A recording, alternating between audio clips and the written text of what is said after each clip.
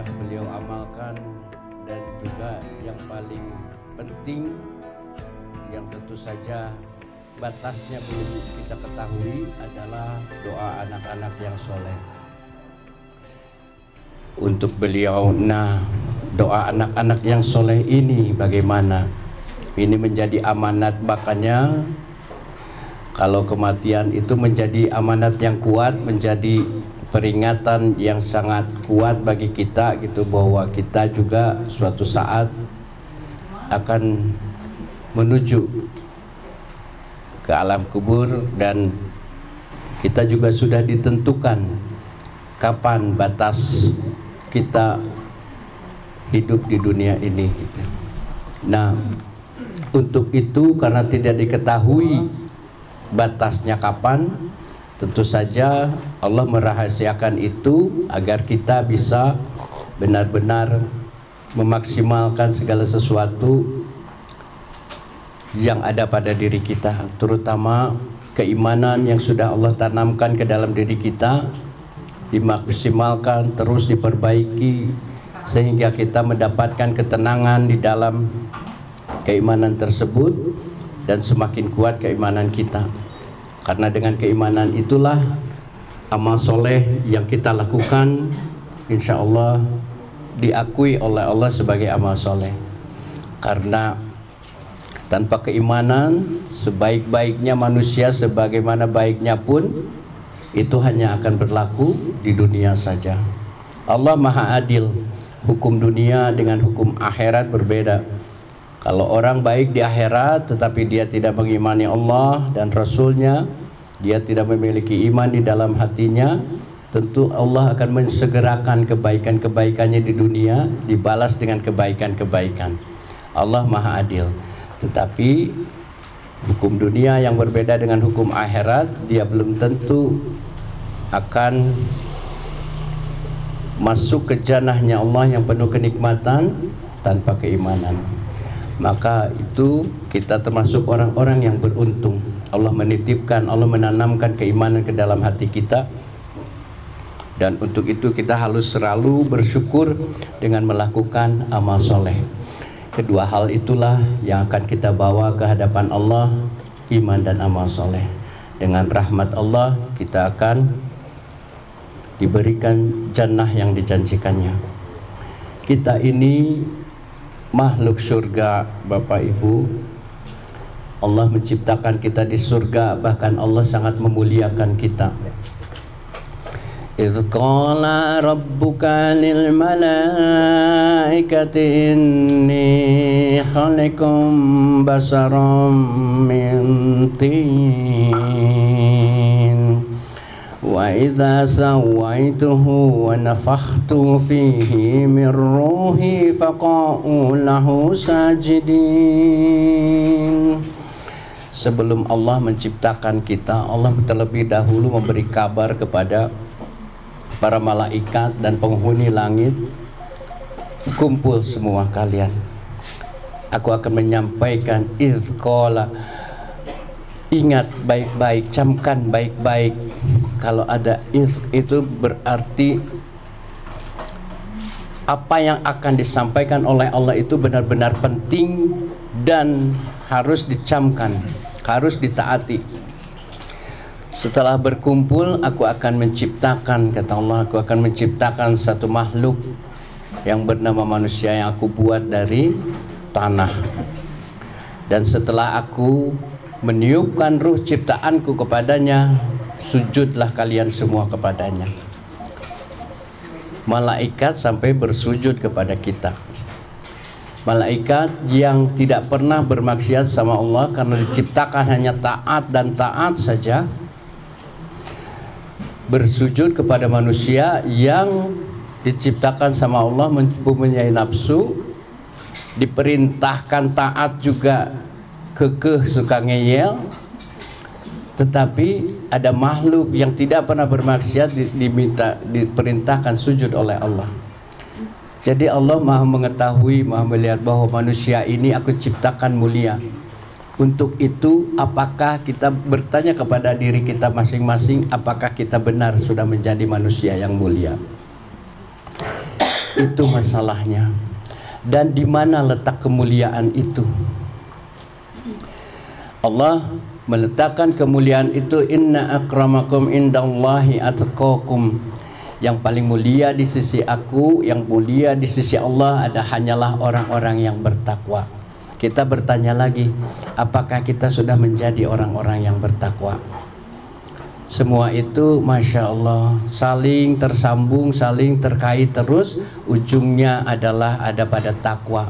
Hari ini kita berkumpul bersama untuk mendoakan almarhum, yang tentu saja insya Allah ini adalah usaha-usaha kita untuk sama-sama meningkatkan ketakwaan, sama-sama saling mengingatkan di dalam kebaikan. Siapakah itu orang-orang yang takwa? Allah memberikan banyak fasilitas kepada kita untuk benar-benar bisa meraih ketakwaan itu. Dengan segala ibadah yang Allah bebankan kepada kita, yang Allah wajibkan kepada kita, itu bukan beban, tetapi itu adalah kasih sayang Allah. Baru saja kita sudah sebulan setengah yang lalu mungkin ya, kita sekarang sudah memasuki Zulqa'dah. Kemarin kita baru melaksanakan saum Ramadan, dan saum Ramadan itu dimaksudkan agar kita bertakwa. Sebuah ibadah yang hanya Allah saja yang memberikan takaran pahalanya, yang hanya Allah saja tahu kualitas puasa kita. Allah ingin benar-benar adil terhadap kita. Kalau kalian benar-benar bersungguh-sungguh melakukan puasa itu karenaku, maka Allah juga akan memberikan takaran pahalanya.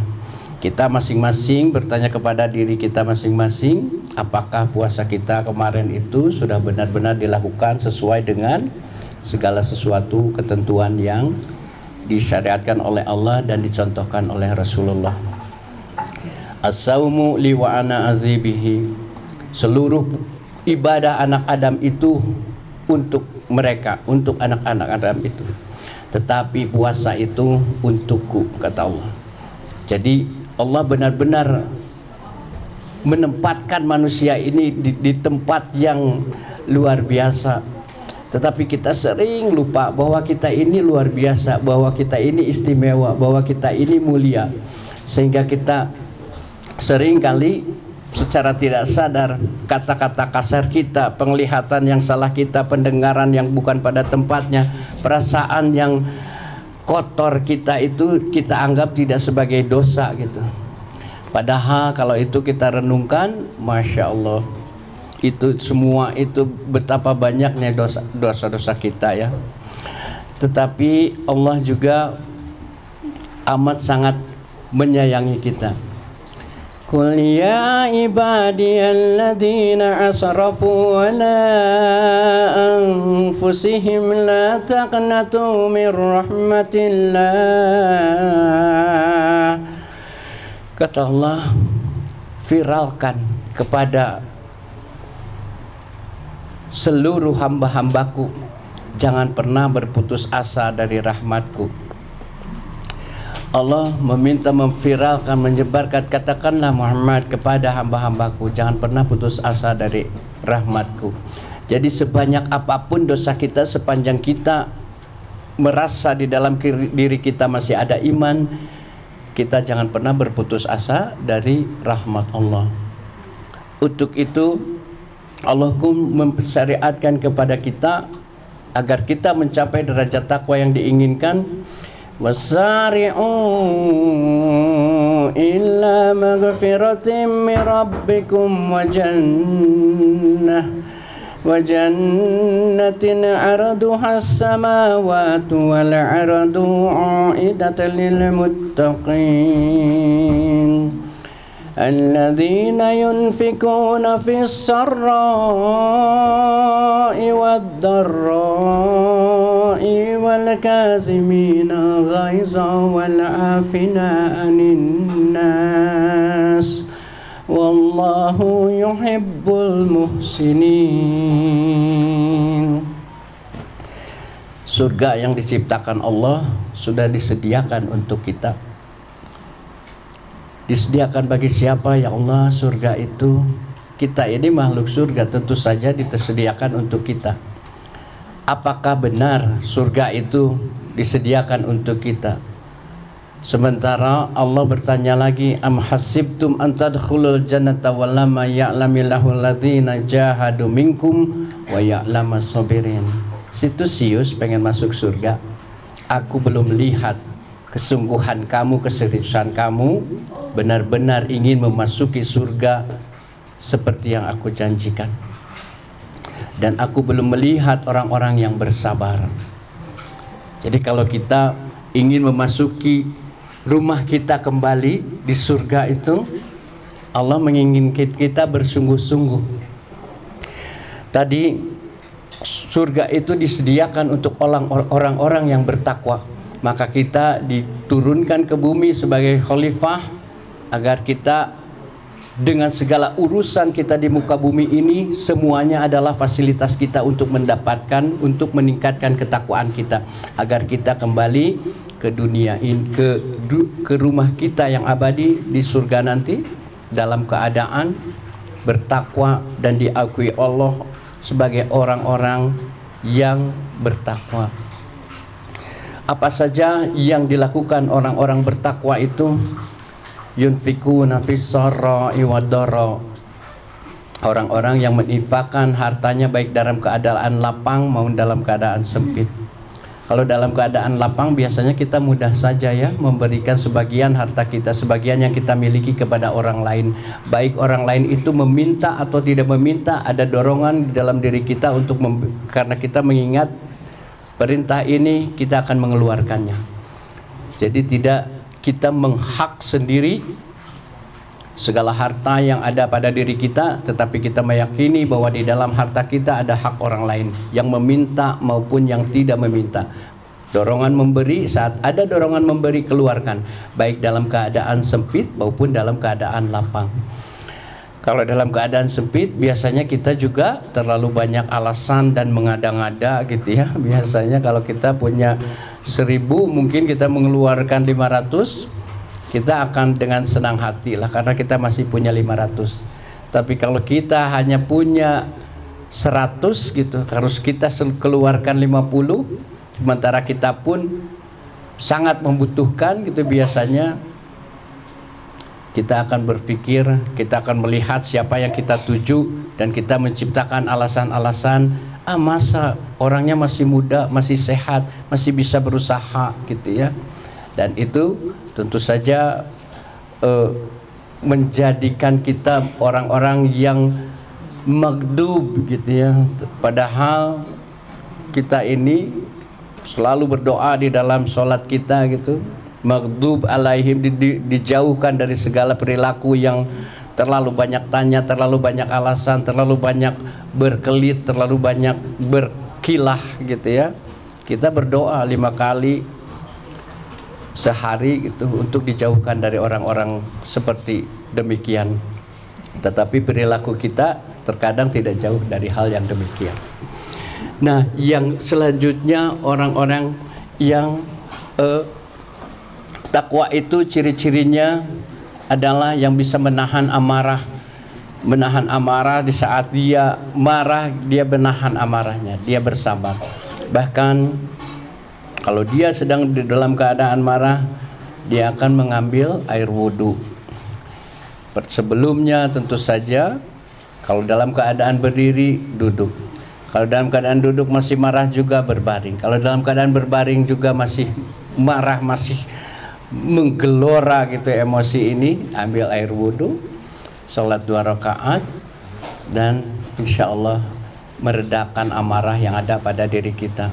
Yang selanjutnya adalah memaafkan orang lain. Jadi kita berprinsip bahwa manusia ini hampuraun, apapun itu yang terjadi kepada diri kita, sepanjang itu dilakukan sama manusia, kita harus memaafkan. Wal'afina anin nas. Itulah ciri orang-orang yang bertakwa, yang tentu saja amalan-amalan istimewa yang tidak mudah dilakukan juga oleh kita. Tetapi kalau kita nah itulah yang dimaksud dengan jahadu minkum oleh Allah. Apakah kalian benar-benar sungguh-sungguh ingin masuk surga? Jahadu minkum paling tidak Al-juhdu itu kita bisa mengurainya ke dalam 3 hal yang bisa kita usahakan supaya kita ini digolongkan sama Allah termasuk orang-orang yang bersungguh-sungguh. Yang pertama adalah ijtihad. Kita mempunyai ijtihad. Ijtihad itu adalah kesungguhan dalam kita merencanakan segala sesuatu yang akan kita lakukan semata-mata karena Allah. Jadi kita merencanakan ibadah, bangun pagi, bangun subuh itu direncanakan dari sebelumnya. Kita setelah subuh mau apakah ada yang laki-laki gitu ya, sholat ke masjid atau sholat di rumah, direncanakan. Sholat di masjid apakah akan terus sampai syuruk, kita menunggu gitu. Nah, semua keistimewaan ibadah yang Allah janjikan pahalanya kepada kita, kita rencanakan untuk kita peroleh. Itu adalah ijtihad untuk menunjukkan kesungguhan kepada Allah. Selanjutnya adalah jihad. Jihad adalah kemampuan, kesungguhan kita mengeksekusi segala sesuatu yang sudah kita rencanakan. Dengan demikian, apa yang kita rencanakan itu benar-benar kita bisa laksanakan sesuai dengan syariat yang disyariatkan oleh Allah dan tuntunan Rasulullah Muhammad SAW. Setelah itu tentu saja yang paling berat ini adalah bermujahadah. Kita mujahadah adalah kemampuan kita untuk mengatur diri sendiri. Karena godaan yang paling berat, halangan, rintangan yang paling berat bukan berada dari luar, tetapi dari dalam diri kita sendiri. Karena diri kita ini yang menciptakan Allah yang Maha Kuasa, Maha Perkasa, menciptakan makhluk yang mulia yang namanya manusia, dan Allah menanamkan 2 kekuatan besar ke dalam diri kita, fa'alhamaha fujuraha wa taqwaha.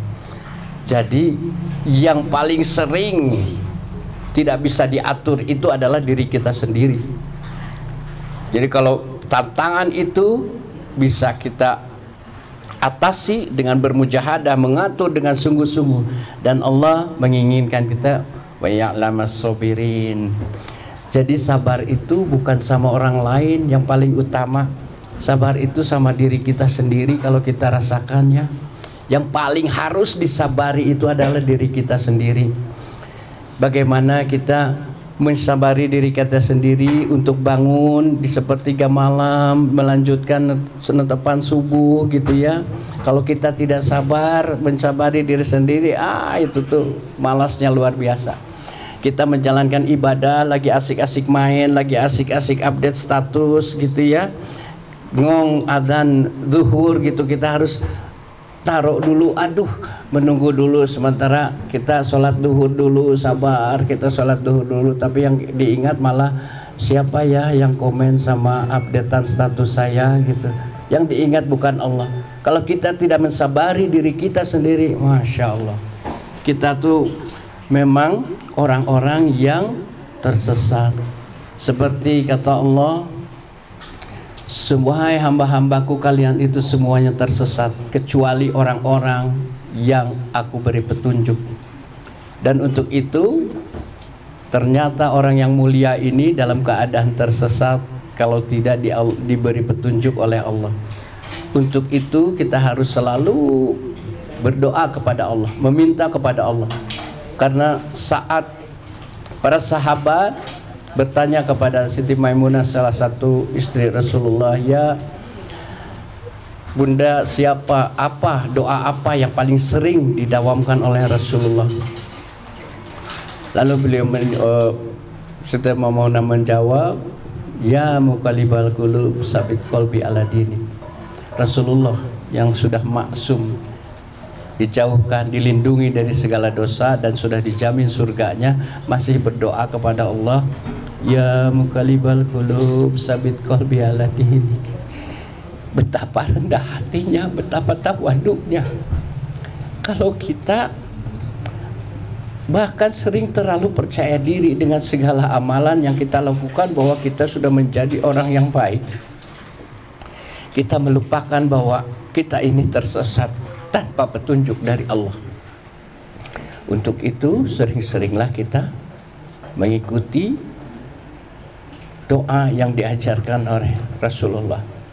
Semoga kita termasuk pada gilirannya termasuk orang-orang yang takwa, orang-orang yang diberi takwa sama Allah, dan saat kita kembali, insya Allah kita dalam keadaan husnul khatimah, dan kita bisa kembali ke rumah kita yang abadi, jannatin naim, surga yang penuh kenikmatan.